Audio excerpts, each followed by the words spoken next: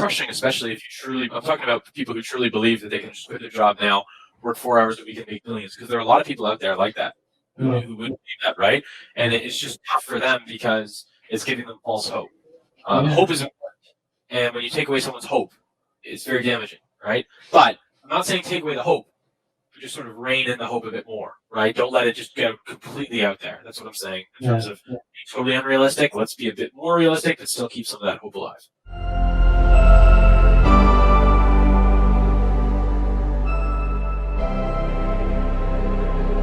Right now, I'm reading this very interesting book called The 4-Hour Workweek.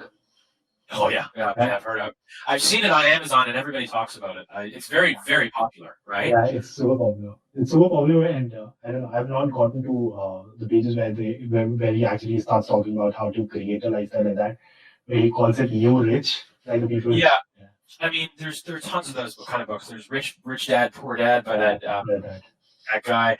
I've read a few of the other ones, but immediately the title for me, I know the old saying is don't judge a book by its cover, but a 4-hour work week to me is one where I take the book and go, like forget it. Yeah. It doesn't make any sense to me, right? Like I work about 60 plus hours a week. Okay. And how anyone, and I've made some big trades where I've on Monday I made a lot in the stock market. And there's no way, unless you are some genius beyond Warren Buffett, to be able to work there's just no way, right? Unless you come up with some new invention or... Yeah, but I think it's about designing a lifestyle like that takes a lot of work. It's not that immediately. I mean, the book is, the title is a little misguided that you don't read the book and start working just 4 hours in a week. I know, I figured that. There's no, I mean, then everybody would be doing it, right? Yeah. But I think from the pages that I've read so far, it's about designing a lifestyle like that. He also talks about a business idea and how he was so involved in the business. And when he decided to let the business run by itself and see, pull himself out of the business and see whether the business is working without him, and creating a few more businesses like that kind of fuels his lifestyle, where he doesn't have to get involved in those businesses so much and invest a lot of time. But I think to a level it's possible, because I also saw this video on YouTube about this YouTuber. Ali Ahmed is his name. So he's a will. Is one of the most popular, not most popular, but he's quite popular productivity YouTuber. And he does a lot of content about productivity and video editing and all of that. So obviously it's something that it's a skill that he's been honing for a lot of years before he actually started earning anything on YouTube. But he did a video recently where he talked about all the money that he has made from the internet. So with the deals, the sponsorship deals, and YouTube videos and views and all that. Yeah. He's earning millions with it just on YouTube. And I don't think he's putting in a lot of work, because he has a day job too. I mean, how much? Yeah, no, you're right. That would be an example of, I guess, his money.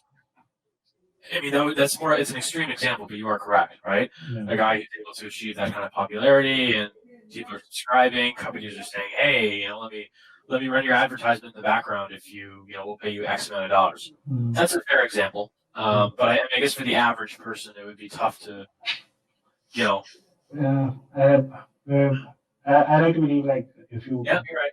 Yeah, I mean, everybody can come out of. You're absolutely right. And everybody can achieve something, absolutely. But it's just, I guess, a bit more like, I don't know. You're right. I agree. But that makes sense also. I mean, but it's more of how your thought processes and all that, because this is becoming more and more evident to me now, because one of my friend is going through depression and all that. So his kind of thinking and thoughts and what he projects to himself is always having a battle inside him all the time. Right. So I don't think anything productive is going to come out of that, No. So I mean, a lot of people have that mindset, and they're stuck on the fact that they're going to remain like that for the rest of their lives. Absolutely, and a lot of it is mentality, right? Especially those books of rich people. You pretend to be rich. There's another really good one. I think you'd like a lot. Really good. It's very famous in Canada. It's called The Wealthy Barber. The Wealthy Barber. Excellent. That's one I highly, highly recommend. And I've read a lot of finance, self-help, those kind of books, and The Wealthy Barber is right up there by David Chilton. It's really good.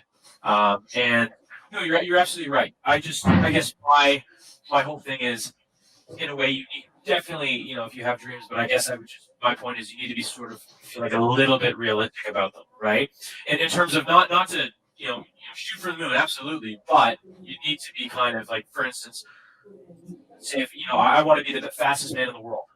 I believe I can do it. No. That's great. It's good to believe it, but you really think I'm going to be able to beat Usain Bolt? Probably not. Yeah, that's true. I mean, a little practicality about what you dream Yeah, of. Like right. your bone structure is a certain way, you can't change that. Or that That's your body is a certain way, you can't change that to a level. I mean, Yeah, yeah, I get what you're saying. Though. I mean, you don't. I'm not saying it's not realistic, but just sort of be practical about it at the same point. You're trying to have a little bit of that. well, Like it's not crushing, especially if you truly. I'm talking about people who truly believe that they can just quit their job now, work 4 hours a week, and make millions. Because there are a lot of people out there like that who wouldn't believe that, right? And it's just tough for them because it's giving them false hope. Hope is important, and when you take away someone's hope, it's very damaging, right? But I'm not saying take away the hope. Just sort of rein in the hope a bit more, right? Don't let it just go completely out there. That's what I'm saying. In terms of being totally unrealistic, let's be a bit more realistic, but still keep some of that hope alive. If that makes any sense. it does, it does. I mean, I don't think 4 hour work week, like the overall concept is that you're going to work 4 hours in a week and make millions. It's overall designing a lifestyle where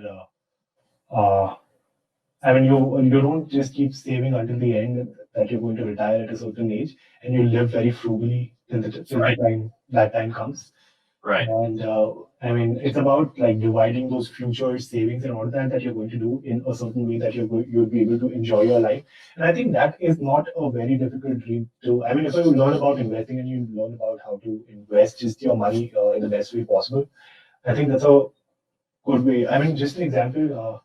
Recently, because of the pandemic and all that, my dad owns a sports store. So my dad owns a sports store. So owns a sports store. Oh, sports store. Okay, sports store. Yeah. Okay.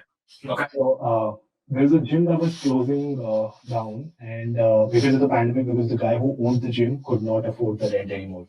So he had to sell all the equipment that was there in the gym, and he had recently opened the gym just before the pandemic. Bad timing. Yeah, bad timing, super bad timing.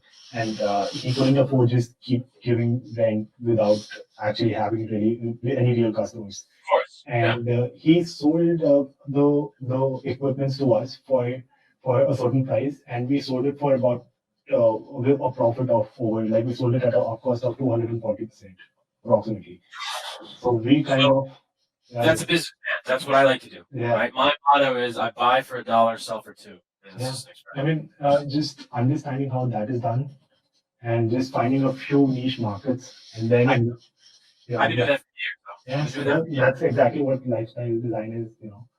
But I've been doing that probably since I was like 20, right? 19. Right. I look for deals. Like for instance, I also manage a tennis club. I'm in charge of a tennis club, right?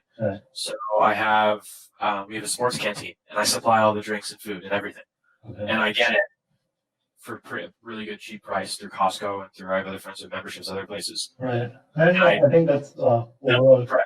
Yeah, that's cool. Through everything, right? Like there's things I sell. Like I buy and sell a lot of things on Craigslist and Kijiji. Through my stocks. That's smart. That's good. So another thing in Toronto where they have an online auction, and I'm there every day looking for things I want. Yeah. The way my mind works is, okay, can I make a profit out of that? Okay, I'll buy it and resell it. So what your dad did is probably exactly what I would have done too. But that's a big profit. So congrats to him. That's good. Yeah, I mean, overall, it's just like finding a few niches like that and just investing your money the best way that you think that this is going to return something. And that's what Amazon a lot of people, I think, in United States have been doing that, buying stuff from eBay and selling it on Amazon with a profit, stuff like that. And a lot of people before the pandemic and all that happened used to get stuff for very cheap from China and sell it on Amazon and places like that. Yeah, so that is also good business. Yeah, right. Exactly. And I think that's what all it is about, the lifestyle design thing. So which is very interesting. So I think once you build something like that, like if I become an Amazon seller and I put in like 80-hour work weeks for say 3 years, and then I sort of start cutting down the time and bringing it down to, Fair enough. But you need to build your. You need to build your. yes. That's Everybody needs to hustle. Another businessman I know here. I used to play squash with him a lot. I'm sure you've heard of him. Kevin O'Leary, I think I have. Shark Tank guy. Shark Tank, yeah. I know him. Is Mr. Wonderful, right? Yeah. So about 15 years ago, before he had You played with him? all the time. Whoa. All the time. I taught his kids how to play. But this was he was a multimillionaire then. Right. But you would never know, which is the best thing. Never was he rude. Never was he snobby. He's driven me to school. Wow. But this is when I was 15. I grew up playing squash competitively because we played at the same club in Toronto. Wow. But his son, never did I see any of that. That's all an act on TV. It's not like that in real life. I'm sure. But that's what freedom of time is, like when you make a lot of money and you're able to invest, or maybe just spend your time however you want, like playing squash. That's the best. Yeah.